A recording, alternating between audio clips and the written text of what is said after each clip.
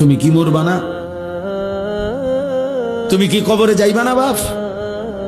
এই পৃথিবীর কত রাজা বাদশাহ কবরে চলে গেছে, তুমি কি কোনোদিন কবরস্থান দেখো নাই? তুমি কারো জানাজা পড়ো নাই? তুমি কি কোনো মানুষের লাশ দেখো নাই? আমি 5 দিন আগে আমার জ্যাঠার সাথে কথা বলে আসছি বাড়িতে, খোঁজ খবর নিছি। 5 দিন পরে আমার জ্যাঠা মারা গেছে।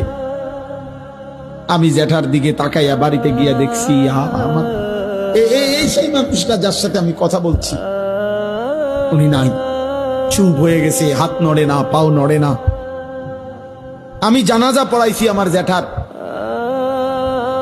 তো জানাজার আগে আমি আমার জ্যাঠার কবরটা খালি, তখন কবরে রাখে নাই। আমি কবরের দিকে তাকাইয়া অনেকক্ষণ 8-10 মিনিট হইব, আমার বাবার কবরের পাশে আমার জ্যাঠার কবর। আমার আব্বা আগে ইন্তেকাল করছে। আমার জ্যাঠার কবরের দিকে তাকাইয়া অনেকক্ষণ খালি কবরের দিকে তাকাইয়া ছিলাম। তাকাইয়া আমার মনে হইল